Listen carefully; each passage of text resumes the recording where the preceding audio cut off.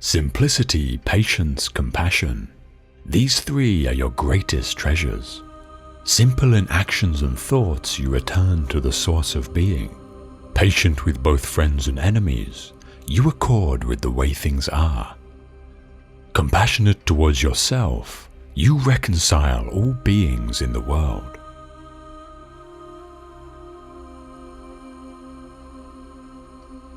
Taoism is the art of being in the world, for it deals with the present, ourselves.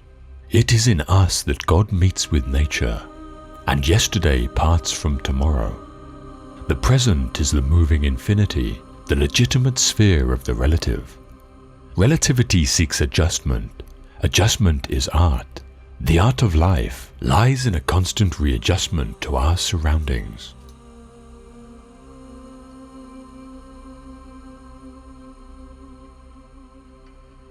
Be content with what you have. Rejoice in the way things are. When you realize there is nothing lacking, the whole world belongs to you.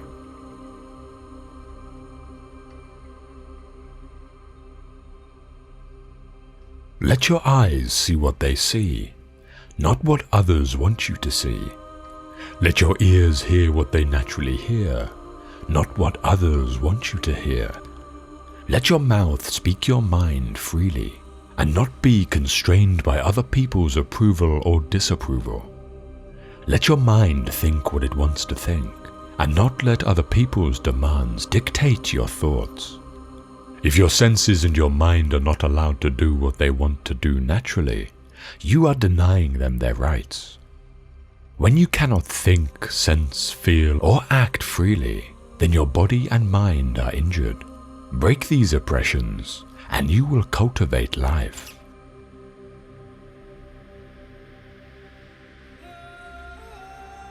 Be careful what you water your dreams with. Water them with worry and fear, and you will produce weeds that choke the life from your dreams. Water them with optimism and solutions, and you will cultivate success.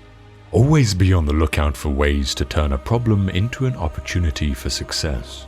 Always be on the lookout for ways to nurture your dream.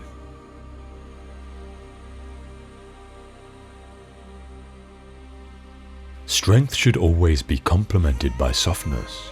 If you resist too much, you will break. Thus, the strong person knows when to use strength and when to yield. And good fortune and disaster depend on whether you know how and when to yield.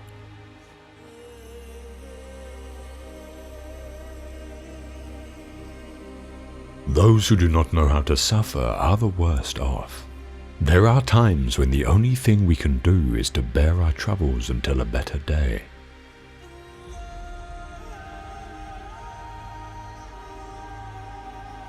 To solve a problem, you need to remove the cause, not the symptom.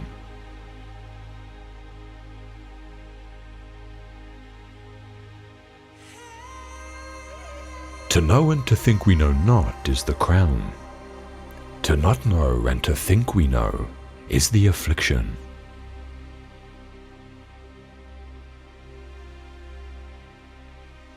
Knowing others is intelligence. Knowing yourself is true wisdom. Mastering others is strength. Mastering yourself is true power.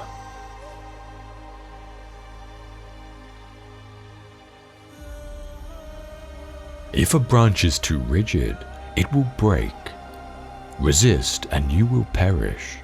Know how to yield and you will survive.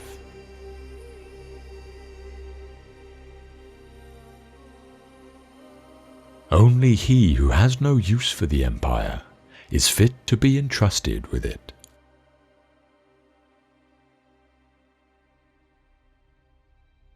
At the center of your being, you have the answer. You know who you are, and you know what you want.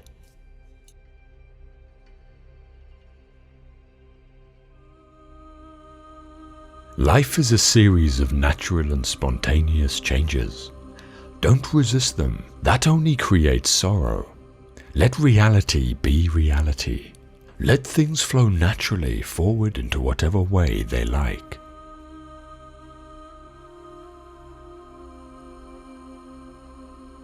Kindness in words creates confidence. Kindness in thinking creates profoundness. Kindness in giving creates love.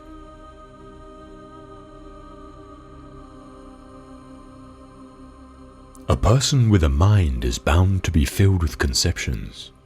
These conceptions prevent him from knowing things directly, so a person with a mind shall never really know.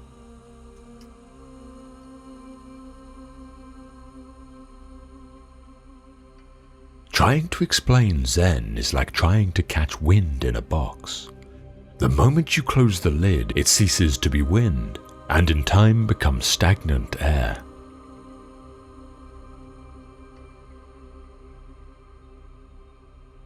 A good traveler has no fixed plans and is not intent on arriving.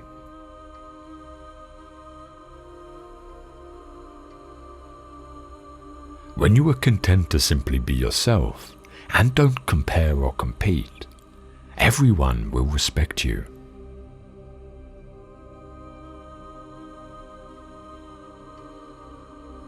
The fact is that those who do not see themselves but who see others, who fail to get a grasp of themselves but who grasp others, take possessions of what others have but fail to possess themselves. They are attracted to what others enjoy but fail to find enjoyment in themselves.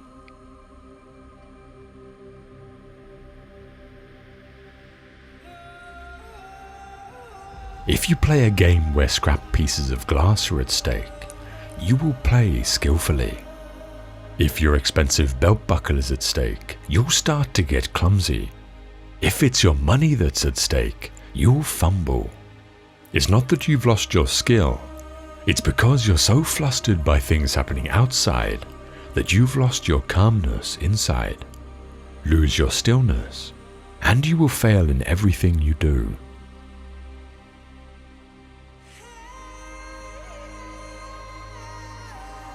A man with outward courage dares to die. A man with inner courage dares to live.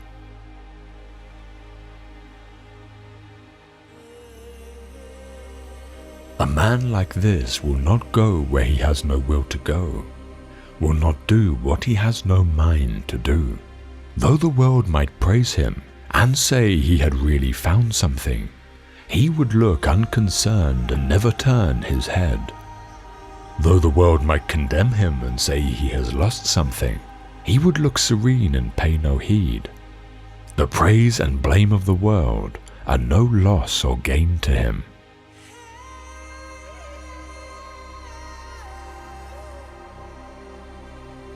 Things joined by profit when pressed by misfortune and danger will cast each other aside.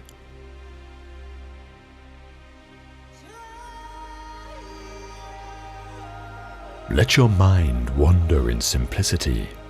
Blend your spirit with the vastness. Follow along with things the way they are, and make no room for personal views. Then the world will be governed.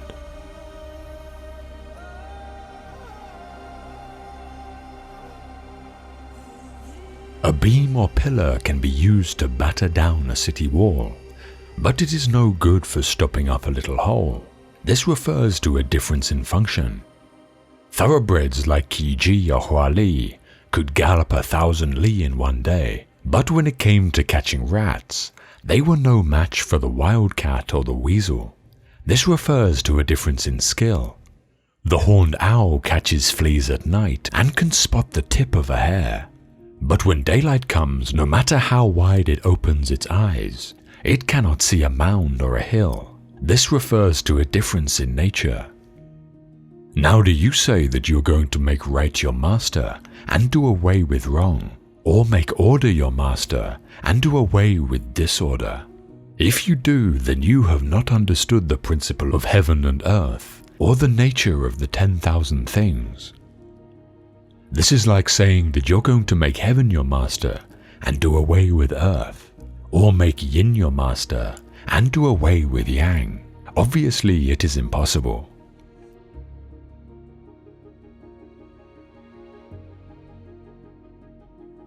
We may be floating on Tao, But there is nothing wrong with steering. If Tao is like a river, it is certainly good to know where the rocks are.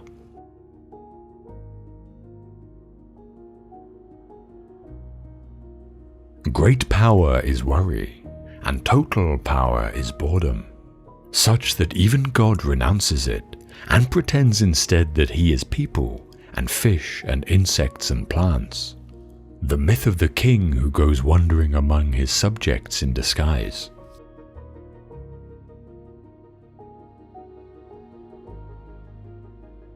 Travel is such a wonderful experience, especially when you forget you are traveling. Then you will enjoy whatever you see and do. Those who look into themselves when they travel will not think about what they see. In fact, there is no distinction between the viewer and the scene. You experience everything with the totality of yourself, so that every blade of grass, every mountain, every lake is alive and is a part of you. When there is no division between you and what is other, this is the ultimate experience of traveling.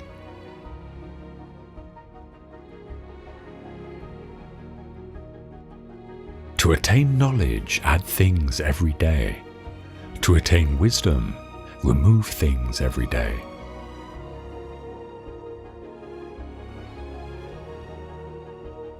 Those who know don't talk. Those who talk don't know. Close your mouth, block off your senses, blunt your sharpness, untie your knots, soften your glare, settle your dust. This is the primal identity. Be like the Tao. It can't be approached or withdrawn from, benefited or harmed, honored or brought into disgrace. It gives itself up continually. That is why it endures.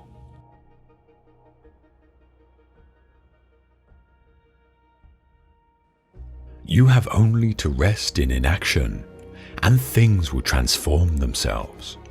Smash your form and body. Spit out your hearing and eyesight. Forget you are a thing among other things, and you might join in great unity with the deep and boundless.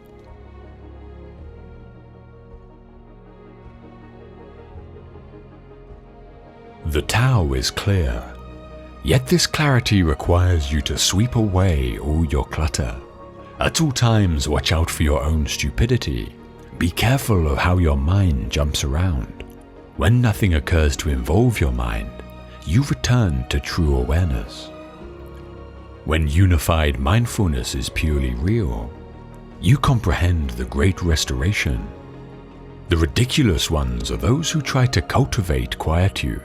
As long as body and mind are unstable, it is madness to go into the mountains.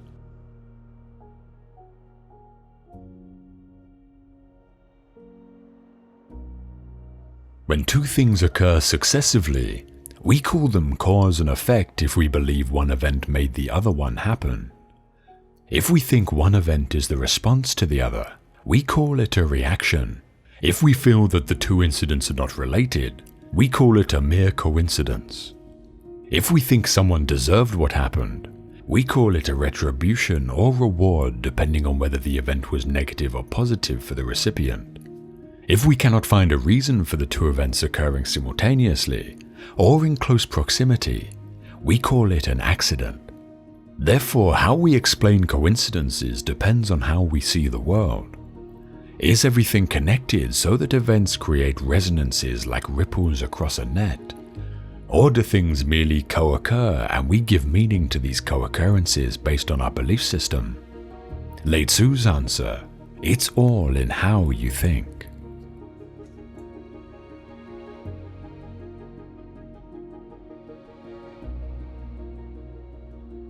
When meditation is mastered, the mind is unwavering like the flame of a lamp in a windless place.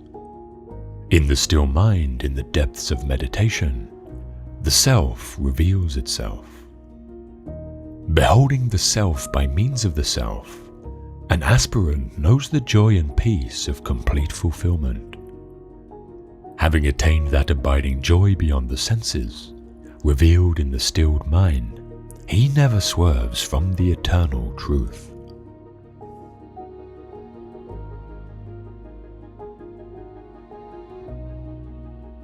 You have the right to work, but for the work's sake only. You have no rights to the fruits of work. Desire for the fruits of work must never be your motive in working. Never give way to laziness either. Perform every action with your heart fixed on the Supreme Lord. Renounce attachment to the fruits. Be even-tempered in success and failure, for it is this evenness of temper which is meant by yoga. Work done with anxiety about results is far inferior to the work done without such anxiety, in the calm of self-surrender. Seek refuge in the knowledge of Brahma. They who work selfishly for results are miserable.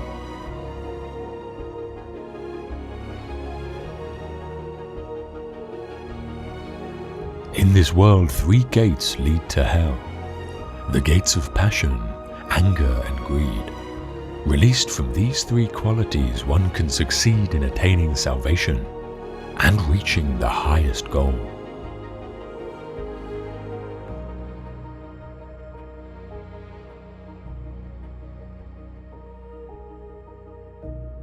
You are what you believe in. You become that which you believe you can become.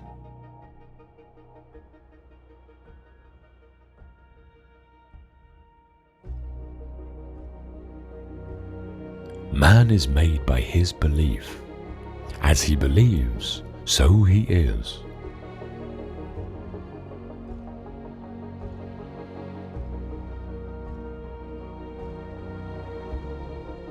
Seek refuge in the attitude of detachment, and you will amass the wealth of spiritual awareness.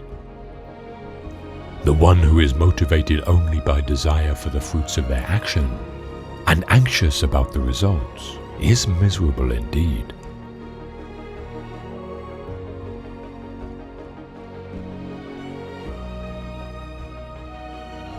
When a man dwells on the pleasure of sense, attraction for them arises in him. From attraction arises desire, the lust of possession, and this leads to passion, to anger. From passion comes confusion of the mind, then loss of remembrance, the forgetting of duty. From this loss comes the ruin of reason, and the ruin of reason leads man to destruction.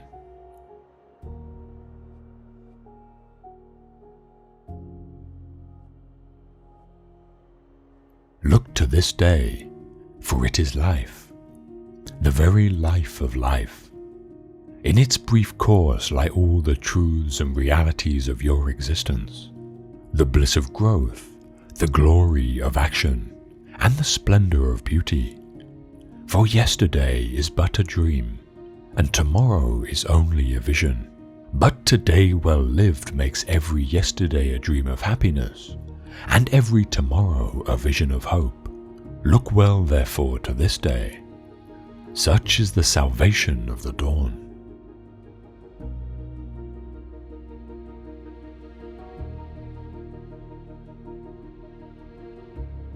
The soul who meditates on the self is content to serve the self and rests satisfied within the self. There remains nothing more for him to accomplish.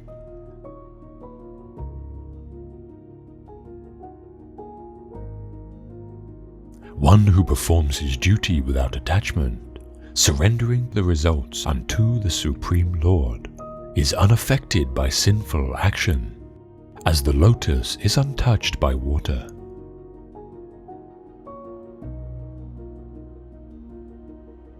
One who has control over the mind is tranquil in heat and cold, in pain and pleasure, and in honor and dishonor, and is ever steadfast with the Supreme Self.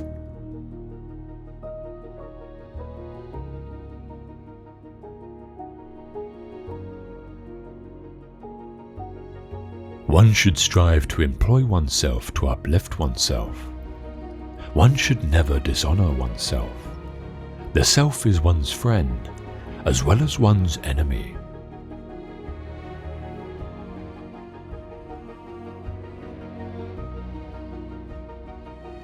It is both near and far, both within and without every creature. It moves and is unmoving. In its subtlety, it is beyond comprehension. It is invisible, yet appears divided in separate creatures. Know it to be the creator, the preserver, and the destroyer. Dwelling in every heart, it is beyond darkness. It is called the light of the lights, the object and goal of knowledge, and knowledge itself.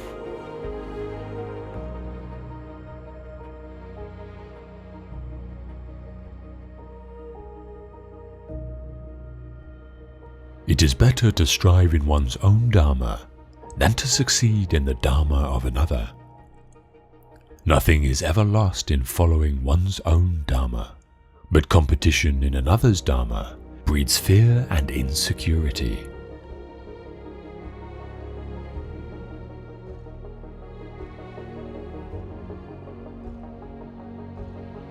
For him who has no concentration, there is no tranquility.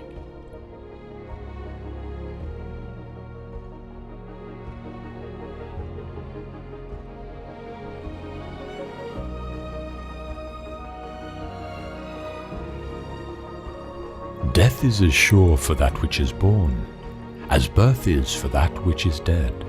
Therefore grieve not for what is inevitable.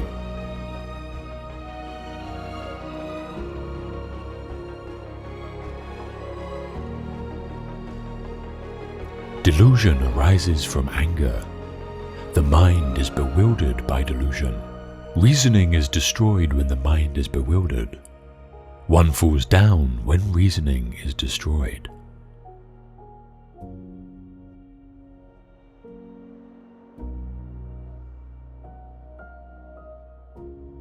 Endurance is one of the most difficult disciplines, but it is to the one who endures that the final victory comes.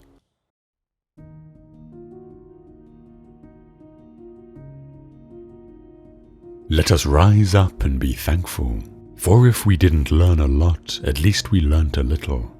And if we didn't learn a little, at least we didn't get sick. And if we got sick, at least we didn't die. So let us be thankful.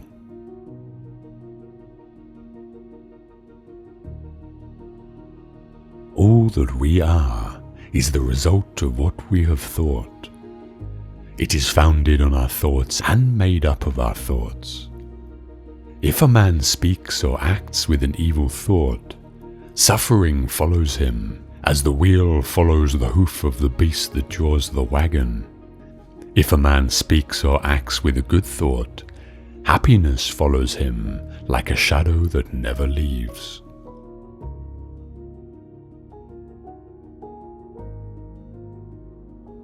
Holding on to anger is like grasping a hot coal with the intent of throwing it at someone else.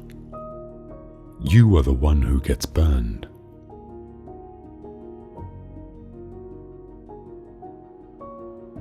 One moment can change a day, one day can change a life, and one life can change the world.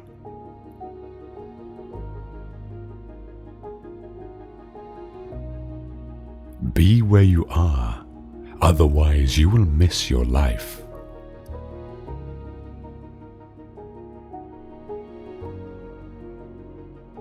Kindness should be the natural way of life, not the exception.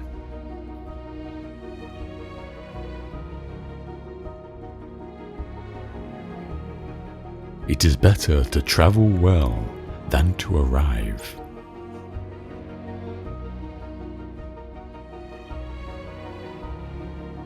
To live a pure, unselfish life, one must count nothing as one's own in the midst of abundance.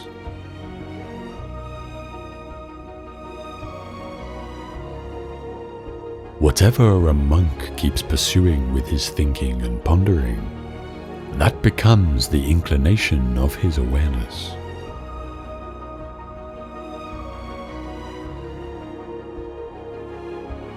A man is not called wise because he talks and talks again.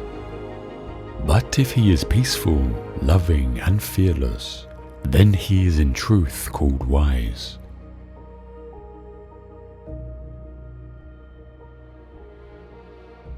You will not be punished for your anger. You will be punished by your anger.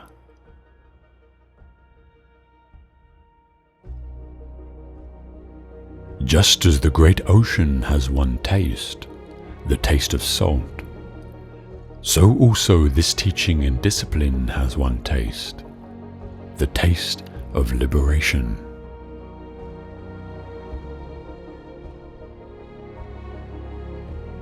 The root of suffering is attachment.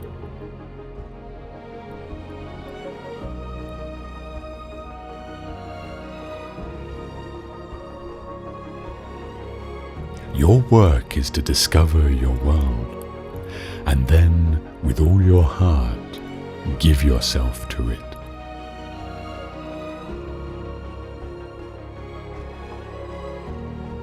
There is no fire like passion. There is no shark like hatred. There is no snare like folly. There is no torrent like greed.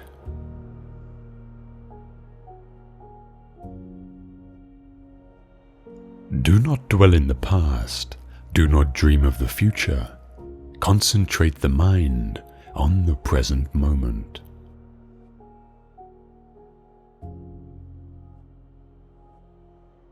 Happiness will never come to those who fail to appreciate what they already have.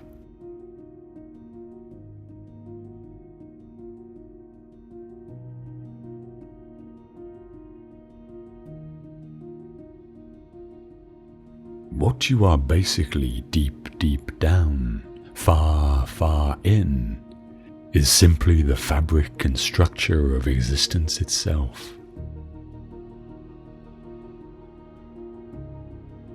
I have realized that the past and the future are real illusions, that they exist in the present, which is what there is, and all there is.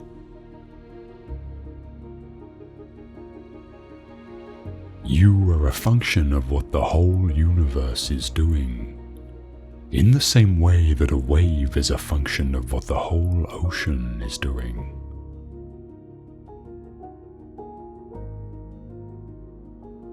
Tomorrow and plans for tomorrow can have no significance at all unless you are in full contact with the reality of the present, since it is in the present and only in the present that you live.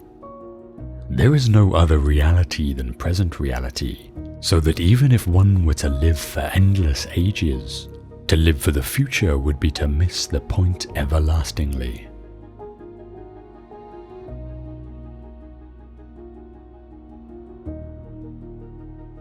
The meaning of life is just to be alive.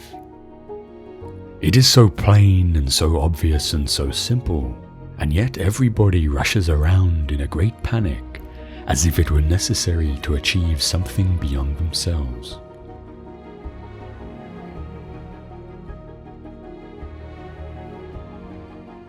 When you get free from certain fixed conceptions of the way the world is, you find it is far more subtle and far more miraculous than you thought it was.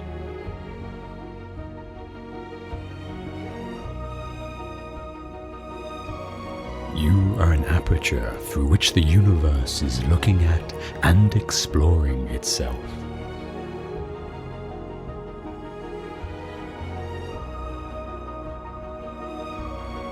The only way to make sense out of change is to plunge into it, move with it, and join the dance.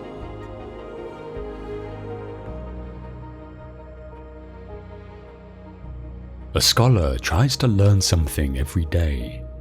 A student of Buddhism tries to unlearn something every day.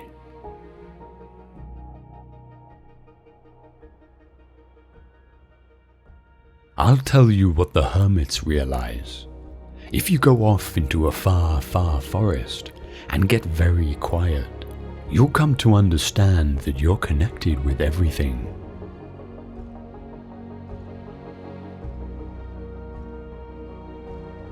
If then my awareness of the past and future makes me less aware of the present, I must begin to wonder whether I am actually living in the real world.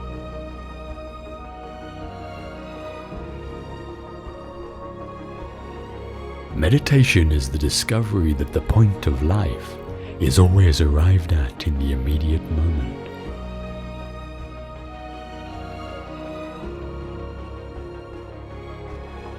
The only Zen you'll find on the mountaintop is the Zen you bring up there with you.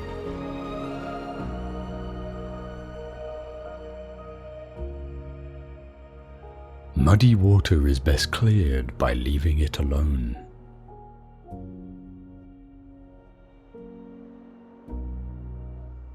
Every intelligent individual wants to know what makes him tick, and yet is at once fascinated and frustrated by the fact that oneself is the most difficult of all things to know.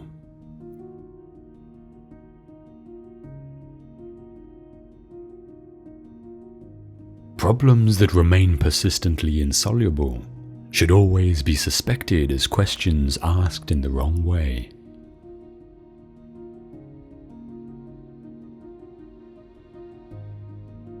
One is a great deal less anxious if one feels perfectly free to be anxious, and the same may be said of guilt.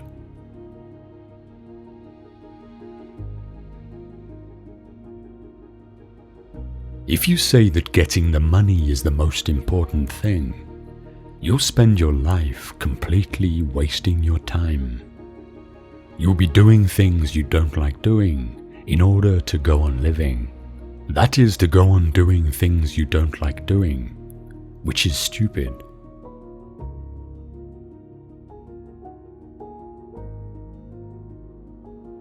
When we attempt to exercise power or control over someone else, we cannot avoid giving that person the very same power or control over us.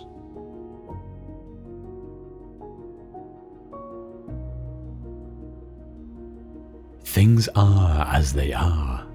Looking out into the universe at night, we make no comparisons between right and wrong stars, nor between well and badly arranged constellations.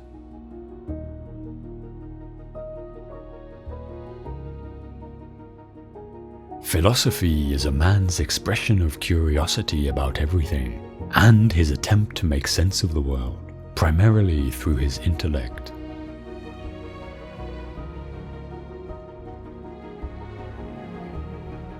Zen does not confuse spirituality while thinking about God while one is peeling potatoes. Zen spirituality is just to peel the potatoes.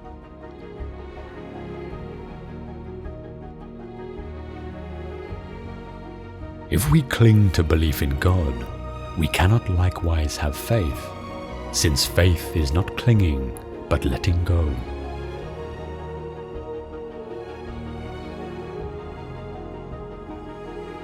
What we have forgotten is that thoughts and words are conventions, and that it is fatal to take conventions too seriously. A convention is a social convenience, as for example money, but it is absurd to take money too seriously, to confuse it with real wealth. In somewhat the same way, thoughts, ideas and words are coins for real things.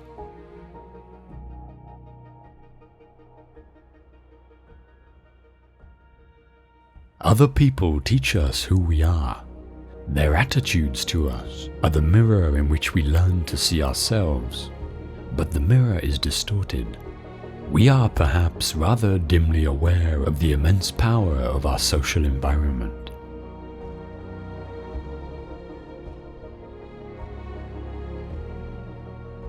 It's like you took a bottle of ink and threw it at the wall.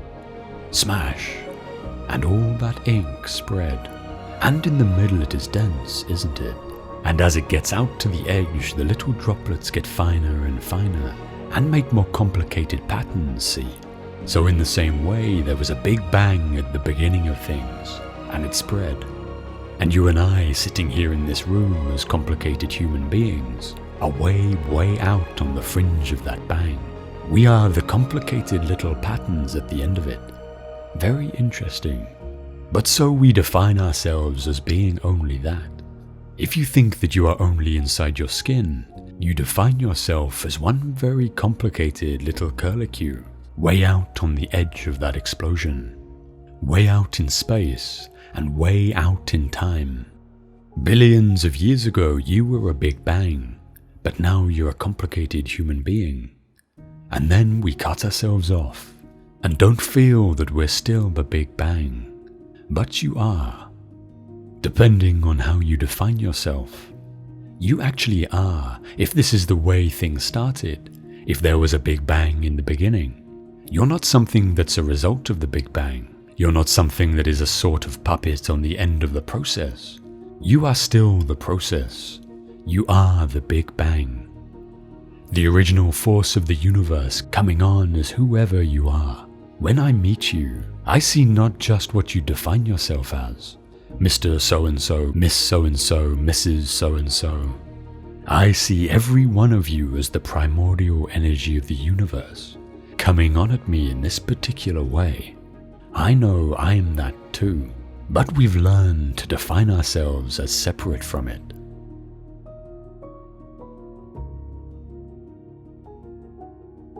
Just as a snake sheds its skin, we must shed our past over and over again.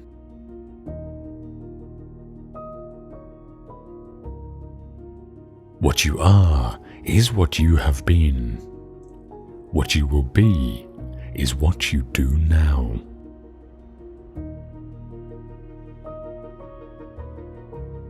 Even as a solid rock is unshaken by the wind, so were the wise unshaken by praise or blame.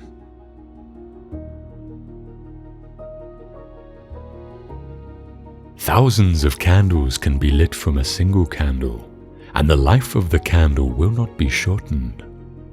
Happiness never decreases by being shared.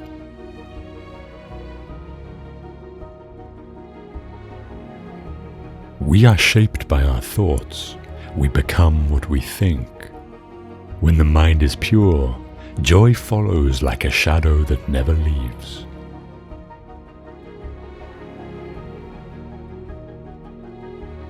Every morning we are born again. What we do today is what matters most.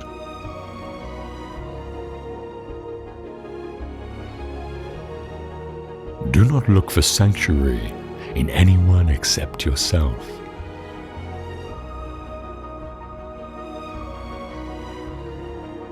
If you propose to speak, always ask yourself, is it true? Is it necessary? Is it kind?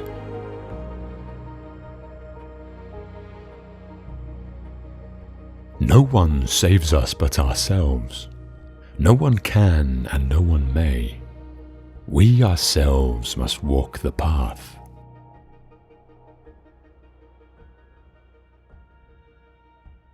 The secret of health, for both mind and body, is not to mourn for the past, nor worry about the future, but to live the present moment wisely and earnestly.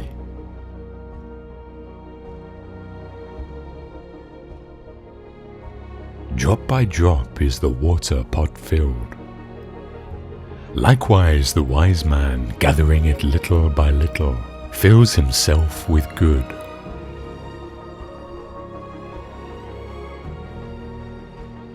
There is nothing so disobedient as an undisciplined mind, and there is nothing so obedient as a disciplined mind.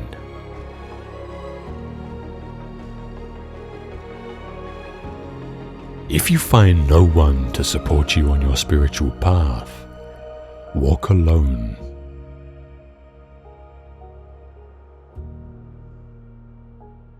Peace comes from within. Do not seek it without.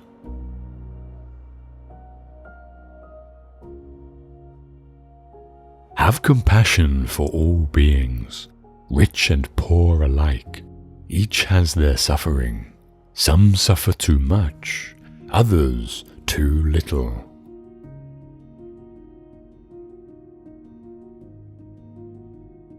If your compassion does not include yourself, it is incomplete.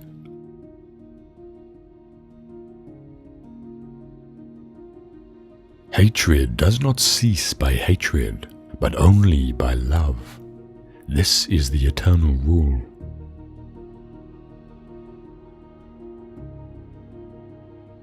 Nothing can harm you as much as your own thoughts unguarded.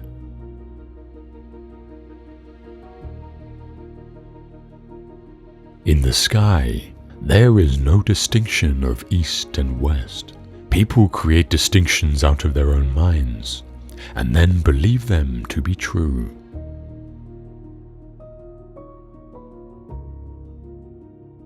If we fail to look after others when they need help, who will look after us?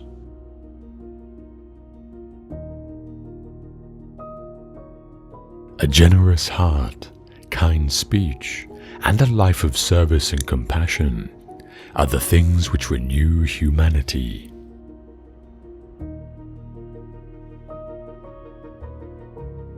An idea that is developed and put into action is more important than an idea that exists only as an idea.